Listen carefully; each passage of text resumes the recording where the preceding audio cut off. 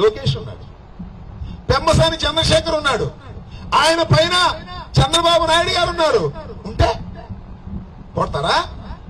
ఉంటే నా ఇంటి మీద పడి దోషం చేస్తే కేసు పెట్టరా? నా ఇంటి మీద పడి దోషం చేస్తే వాళ్ళని లోపల పెట్టరా? ఇదేనా చట్టం?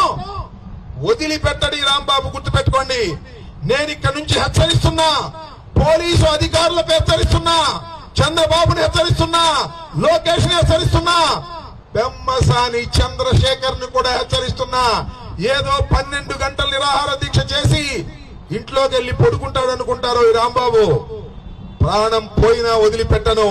ఆ అధికారులు శిక్షించేంత వరకు, నా ఇంటి మీద దాడి చేసిన వారిని జైల్లో పెట్టేంత వరకు నా పోరాటం వివిధ రూపాల్లో సాగుతూనే ఉంటుంది. గుర్తుపెట్టుకోండి. పెమ్మసాని చంద్రశేఖరు, చంద్రబాబు, లోకేష్ గుర్తుపెట్టుకోమని మనం చేస్తున్నాం. ఈ కుట్రదారులు ఎవరయ్యా?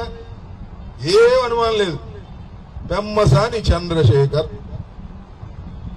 ఎప్పుడైనా ఉన్నాయా గుంటూరులో దాడులు? ఎప్పుడైనా ఉన్నాయా? ఎంతమంది మంత్రులు చేశారు గుంటూరులో? ఎంతమంది శాసనసభ్యులు చేశారు? ఎప్పుడైనా ఏదో ఘర్షణ ఉంటే ఆ ఎన్నికల సమయంలోనో ఆ బూతుల దగ్గర అట్టా ఇటా నెట్టుకోవడం తప్ప ఇళ్ల మీద పడి దాడులు చేసే సంస్కృతి ఈ గుంటూరులో తీసుకొచ్చింది పెమ్మసాని చంద్రశేఖర్.